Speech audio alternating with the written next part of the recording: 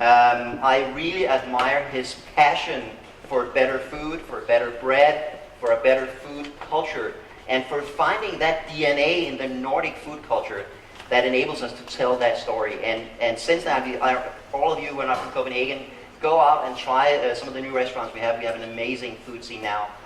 I also kind of hated Scots because all the women I know think he's hot. So please give a big round of applause to Klaus Meyer. Thank you very much. I want to share with you the idea that great food is not just a source of joy and potentially also of profits. It's also a matter of love and maybe an instrument to improve life. We are here in Denmark, in a part of the world where ascetic doctors and Puritan priests have led a 300-year-long anti-hedonistic crusade against the pleasure-giving qualities of food and against sensuality as such. For centuries, the idea of preparing wonderful meals for your beloved ones was considered a sin in line with theft, exaggerated dancing, abuse of alcohol, and even masturbation. The philosophy so successfully communicated by these fine people was that if you want to live a long and healthy life on earth and avoid going to hell in the end, what you have to do is to eat something of inferior taste and get it over with in a hurry. It was in this spirit that I was brought up in a middle-class family in the 60s, the darkest period of Danish food history. My mother, Ulla, represented the first generation of Danish women working outside the home. It was an era of canned meatballs, of potato powder, sauce coloring, and of the stock cube. I was formerly raised on a diet composed of chopped, fatty meat of the cheapest possible quality, of frozen vegetables, pre-boiled years before in Kazakhstan and Poland. All those ingredients were stocked in massive chest freezers in our basement. Most of that chopped meat was wrapped in toasted stale breadcrumbs 3 to 4 times before it was deep fried in margarine packed with trans fatty acids. We used 500 grams of margarine every night, 250 grams of frying the meat, and the rest for dipping. So no wonder that at the age of 15 I weighed 97 kilos, and I was amongst the 3 fattest kids in southern Denmark. As you may recall, eating in my childhood was not a matter of reaching out for the beauty of life. It was a matter of pure efficiency. Food should be cheap, and it should be prepared and eaten in less than 30 minutes. What then radically changed my life was 1 year spent in Gascony, Agen, the capital of prunes, in the region of the Musketeers in southwestern France. I happened to, just after high school, to work as au pair with a 4th generation baker, Guy Sversud, and his wife Elizabeth. They couldn't have children, and they had always wanted a son. On my side, my parents had divorced when I was 14. I didn't see my father very much anymore. He found a woman with 4 boys of my age, and my mother became an alcoholic. So Guy and Elizabeth on the one side and me, we were a perfect match. And until this day of my life, this man up there, Guy Sversud, has been the most generous person I have ever met. His bakery was a time pocket reflecting the golden age of French culinary craftsmanship. He was a man who always bought the best produce without ever challenging a price. He gave away a lot of stuff and offered most clients a discount. His recipes that he had inherited from his grandfather were extremely complex and led to the most delicious of treats. And then again, on top of all that, he had way too many employees. So one day in the bakery, realizing that they never were capable of earning money, I decided to challenge his business model. And guess why? You have to understand that my father's life philosophy was a little bit different from Guy's. So my father, he meant that happiness is more than anything else about being a little bit more efficient tomorrow than yesterday.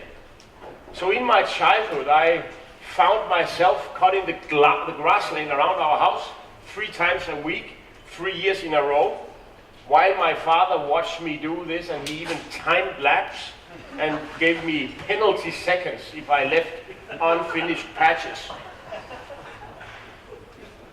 So therefore, I happened to get this feeling that I wanted to share my observations from the bakery with the master baker himself, Guy. And if I had expected some kind of gratitude or any kind of serious reflection on my comments to the lack of efficiency, cost efficiency in the bakery, I was wrong. He told me basically 2 things that I will remember, I think, till the end of my life. The first thing he said, and I have to do this in French, otherwise it won't work. He said, le bonheur, c'est savoir ce que l'on veut et le vouloir passionnément. Et mon fils, quoi que tu fasses, il faut que tu l'aimes. And in English it goes something like this. Happiness, my son, is about knowing what you want to do with your life and having the guts to follow your heart. So my father, he said, son, I don't care shit about what you're doing as long as you fucking hurry up. So it was a slightly different life philosophy. The second thing he told me that afternoon in the bakery was about time. He said, le temps, which means haste. Le temps, c'est le pire ennemi non pas seulement des métiers de bouche, mais aussi de l'amour et de l'homme tout bref. Haste is the worst enemy, not only for gastronomy, but also for love and maybe for humanity as such. That was pretty strong words told to a young boy whose parents bought a microwave oven when he was 11. and divorced 3 years later. So this is from my studies at Copenhagen Business School. I don't expect ever to win a research prize for this piece of analysis, but I think that the correlation in between the number of divorces in Danish families and the acquisition of microwave ovens is pretty stunning. That being said, I ended up leaving Gascony, even though it was hard for me to leave that place on earth. That was kind of like a paradise after 19 years spent in some kind of culinary and emotional darkness in southern Denmark. But I went back, and I went back with something like a calling. I had a strong belief that I suddenly had found out what I wanted to do with my life. I wanted to improve the food culture of my own country for a number of logical, evident reasons. My father was an entrepreneur. He sold tools. His father also was an entrepreneur. He also sold tools. So for me, it was obvious from the beginning that if I should ever change anything in this country, I would have to work with this kind of entrepreneurial spirit that I had inherited from my family. I've been kind of successful as an entrepreneur in the sense, not in the sense that we earn a lot of money, but in the sense that we are a lot of employees and we have a large number of projects. We are today 900 people in my company, and we have a yearly turnover of 750 million euros. On my way as an entrepreneur, I have remained focused on 3 core principles. First of all, my main idea was to dismantle monopolistic structures in Danish food industries, because I have realized in France that wherever there was diversity, there was commitment, dedication, engagement from the consumers, vocabulary to describe the differences, and a strive for beautitude. Wherever there was monopolistic structures, such as in Denmark, people became ignorant, just looking for discount prices and the cheapest place to buy a standard product. So I knew that I had to dismantle monopolies if I could. So typically we found ourselves in the beginning, we found ourselves launching something for which there was no demand. It was too expensive, it was too outrageous, it was too extreme in its setup, that kind of product or food service system. So when there is no demand, we couldn't spend money on sales force or on marketing because there was nothing to go out for. So instead, and that is the beautiful thing about it, instead we learned ourselves, and I will give you 2 examples today. We taught ourselves how to, a number of tools through which we could fundamentally transform consumer behavior in favor of our vision, our dreams, and also our business model. Second point, as we never, until a couple of years ago, had any money in our pockets, we would always be looking for new startups with very low entry barriers. And even though so far I have almost exited nothing, I always saw myself as a game changer, not as a usual businessman looking for growth and profit. So I always kept an easy way out also. And the third point, and maybe the most important point, whenever I've been starting new projects, I have always been prepared to sacrifice short-term profits for preserving the opportunity of doing something great, something smart, elegant, with a huge win potential for the industry, for the community, for the society, or for the world. And then also preserve, or build up future business opportunities by sacrificing the desire to earn a lot of money in the very short term. And I believe that one of the wins that has been associated with this business philosophy has been that by prioritizing, as Guy also told me, in the light of eternity, by looking out for win-win-win scenarios and searching for the purpose before the profit, I have been surrounded by really great people.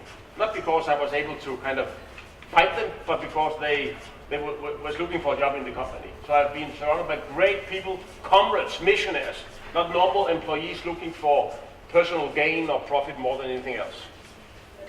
So the Nordic cuisine and Noma, the reality at the beginning of this millennium was that gastronomy in the leading culinary countries,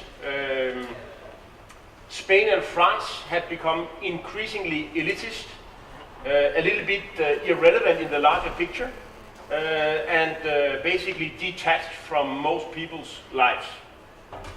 So when René Redzepi and I started Noma in 2003, we felt that maybe there was a window of opportunity for this region to step in and play a role in the world of fine dining and gastronomy. People were fed up reading about El Bulli and Ferraneria and the Spanish cuisine. So we started this little tiny restaurant out in Christianshavn, and we wrote, I remember in the first menu, that we want to create, we wrote in the menu on the left side, we want to create a new Nordic cuisine that embraces the Arctic and brightens the world by virtue of its great taste and unique characters.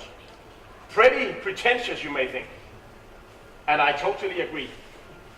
But the point is, and that was our main point that we wanted to make, because Noma in the beginning was not about becoming the best restaurant in the world. It was about exploring the potential of our food culture. So the point was that food matters beyond pleasure and profits. And 90% being lost in less than a decade. We can no longer deny that we are in the middle of a process of mass extinction of the biological species on Mother Earth. The interesting thing is that this time it is life destroying itself, so to speak, in the sense that in a period of just about 150 years, one intelligent species is almost single-handedly demolishing its own livelihood as well as large parts of the biosphere. In the meanwhile, 1 billion people are suffering from obesity, and another billion people are suffering from poverty. And we all left a little bit powerless. But man holds a unique position amongst the living creatures on Earth, and evolution has provided us with the ability to think and show compassion. Leonard Cohen put it this way: there is a crack in everything, and that is where the light gets in. In 2003, René Redzepi and I felt that time had come for chefs to raise their voice. We felt that time had come to say that luxury and great ethical behavior within a fine dining context is not about foie gras and caviar and champagne and lobster left alone. It can also be about picking the right beetroot at the right moment and turn it into a diamond. We felt that time had come to restore the missing link between cooking and nature, as well as between fine dining and people's everyday lives. We knew that we had to come up with a brand new, phenomenal flavor paradigm, a new cooking style, in order to bring it anywhere, to make it fly. But what we deeply wanted to do was to show that great food can be compatible with healthiness and also with sustainability. Our reality, however, was that our colleagues doubted that we would survive more than one winter, relying entirely on local produce when there is snow all over the place. They even went as far as to make jokes about Norma. They said that we were serving seal pennies. We only did that once.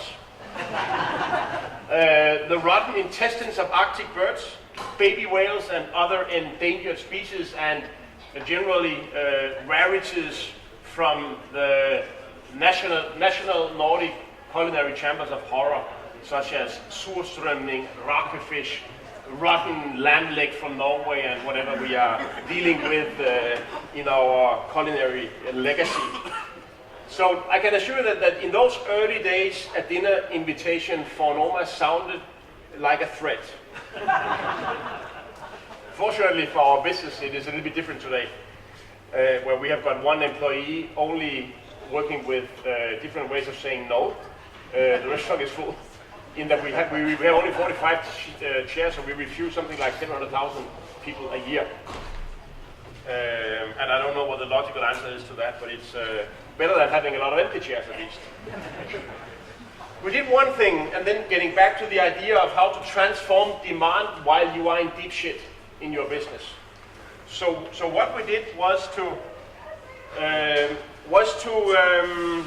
try to show the win-win-win potential of our personal business model.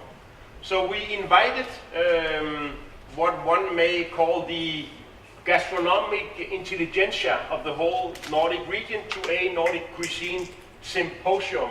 The basic idea of which was to unite chefs and farmers in all Nordic countries, politicians, researchers, small and big food companies, school teachers, food journalists, around a common vision.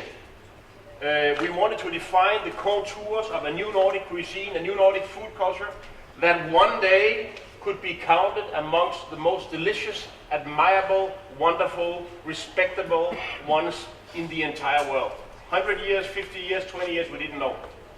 And we also wanted to develop a sense of co-ownership and responsibility towards that common dream that we may have fostered, but that we wanted to hand over to all these stakeholders. With a little nice side effect that may, if they would dream our dreams, that could have a positive impact of the number of empty chairs in our restaurant. A manifesto was worked out and signed in 2004 by the until then 16 most Francophile top chefs of the Nordic region. The meaning of Noma, as I said, was never to become the best restaurant in the world. And the meaning or the purpose of the Nordic cuisine movement was never to create an introvert brotherhood reserved for wannabe Michelin chefs and biodynamic farmers with less than 4 employees. We can, 11 years after the birth of this phenomenon, we can in no way say that, hey, we made it. But it is interesting that today cabbage is worshipped, and a lot of people are speaking about Scandinavia and the Nordic cuisine, not only here. Everybody, also in the United States, in Australia and England, they want to eat vegetables like we do in this fine dining context, and rye seems to be the new black. Wild herbs are being collected. People are foraging, a new democratic sport, and sometimes they're even sold in supermarkets. We have seen the rise of a large number of microbreweries, microdairies, micro-fermentation factories, micro-roasteries, barista culture, buying communities initiated by consumers who are fed up with retail, the behavior in the retail industry. We have seen no less than 9 restaurants entering the list of the 50 best restaurants in the world, and that is totally crazy, remembering what was said before by you. I mean, this is a country, a region without any decent culinary legacy. More local foods all over, and a lot of values being associated with dining, not just dreams about lower prices. And also, and that kind of, I believe, shows the strengths of this idea of creating funny partnerships. Suddenly, a big foundation, the Nordic Foundation, stepped in and said, hey, we have 20 million euros burning in our pocket. Why don't you spend that money on exploring the health-promoting potential of the new Nordic cuisine? Couldn't we figure out how nutritionists for every Nordic country and top chefs could cooperate in order to come up with a new Nordic diet that may be for the 21st century what the Mediterranean diet was for the 20th century? And we said, why not? Let's jump in, let's have a dance, let's see what it can end like. And then we started that project. And most of the culinary world is asking, how did they do this? I mean, why did it work? I don't know why it worked. I don't know exactly why it worked. There was a burning platform, there was a window of opportunity, but maybe also it was important that from the very beginning we thought of the new Nordic cuisine movement not as something one had to steer. We believed that it should be a benign virus where people join the thing propelled by the joy of learning more and of creating true value together. Openness, democracy, and inclusion have been key words from the very beginning. Anyone has, without asking for any kind of permission, has always been able to and allowed to step in and contribute and potentially benefit. There's never been an answer book. There was no logo. There was no precedents, no rules to obey, only a pretty appealing set of values that happened to be in harmony with the global zeitgeist. I promise you to share with you another example of how to start a movement. 4 years after the birth of MoMA, I wanted to try if it was possible to find a similar win-win-win scenario in a more narrow part of the food scene. And it happened to become something about the value chain that involves grain, baking, bread. And before, with a smile on our face, creating a $20 million turnover business without any real competition, I wanted to make sure that people understood that we were in it not just to grow, but because we wanted to change bread together with people. So what was the win-win-win scenario within bread? Well, one thing is that in contrast to the affluence of our society, very, very little bread was made with organic flour. And for every single kilo of organic flour, we use 330 liters of groundwater free from pesticides. Then white flour is one of the top 3 reasons for the epidemic proportion of obesity in the world. And when we consume grain, 96% in the Nordic region is white flour. So we could boost a movement that would embrace whole grain. It would be nice. And the third reason was that, in general, if people would eat more grain, less meat, it would be better for the future generations. So therefore, we wanted to try to see if we could kind of enlighten people and make them want to change bread with us before actually going into business. Also because you have a certain kind of authority when you have nothing to sell. So at that very special moment where we had no product, we tested this idea on the Roskilde Music Festival. We started a street food stall in order to allow ourselves to share the bread vision with people there. And it comes here. Meyers Bageri og Deli, som en protest imod de internationale fast- og junkfood konglomerater. Og jeg vil gerne fortælle jer meget kort en historie om, hvordan jeres brød bliver bedre end noget, I nogensinde har bagt. Regel nummer 1. Hvidt brød er noget lort. Vi er nødt til at have noget krim og en lille smule fuldkornsmel med ned i melet. Regel nummer 2. Der skal mere vand i dejen. Der skal mere vand i dejen. Problemet er, at alle brødopskrifter... Mere vand i dejen! Regel nummer 3. Æld som ind i helvede. I skal ælte 10-15 minutter. Næste der lang hævetid.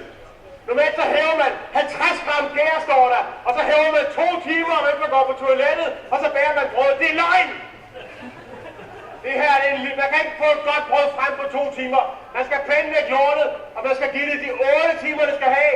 Eller 16 eller 24. Så regel nummer 5 er, når man går ned i gærmængde. Kan I sige det? Gå ned i gærmængde! 1, 2, 3! Sådan! En gang til! 1, 2, 3! For når man kommer ned i gærmængde, så kommer man op i hævetid. Og den lange hævetid, det gør, at brødet på naturlig måde danner mælkesyrebakterier. Og det fantastiske med mælkesyrebakterier er, at de gør kornets næringsstoffer tilgængelige for kroppen. Er det en god idé, at kornets næringsstoffer bliver tilgængelige for kroppen? Og den sidste regel, det er faktisk bare, at man skal bage sit brød i en varm ovn. Mange opskrifter skriver 180 grader, 190 grader, 175 grader. Ovnen skal være varm! Det var sådan set bare det. Fedt, I kom. Tak fordi I har støttet os hernede.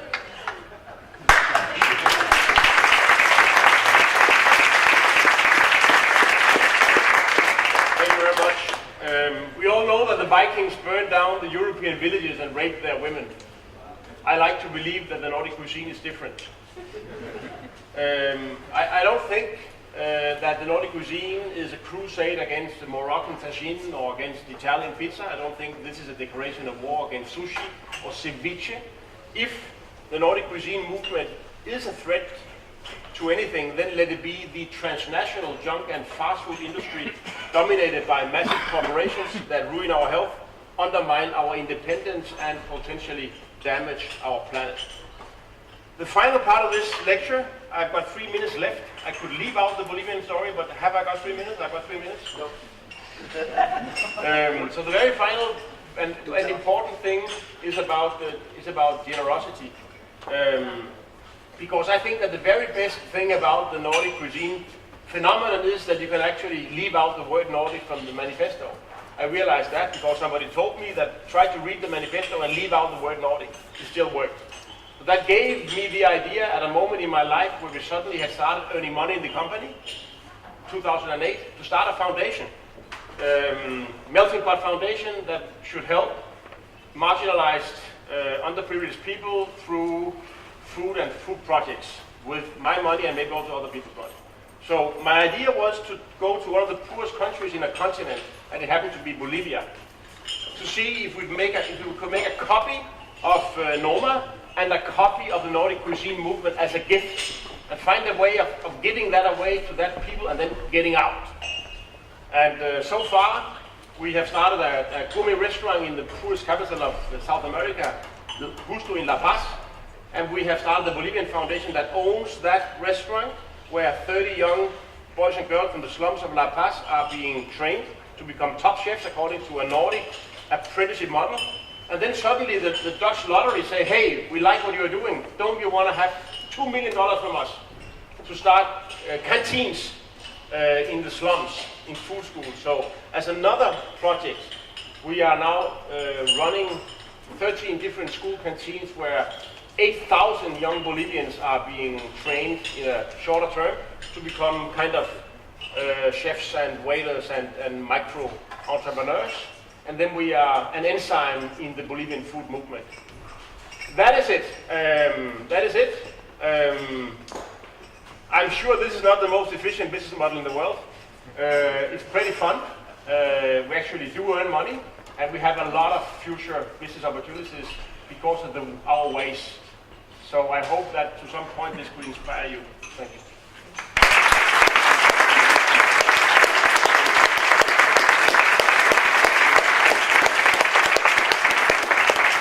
I believe that your restaurant in La Paz was just named best restaurant in South America or something? Did I read about that? Yeah. It was. Yeah. And the head chef was nominated best chef of the year, but it was not by the most prestigious media. But I think that this year, September, will be on the list of the 50 best of South America, and that will be a tremendous Awesome. thing for us. Before I let you go, I have one very important question. Can you get me a table at Noma? I'm kidding. A big hand, round of applause for Klaus Meyer.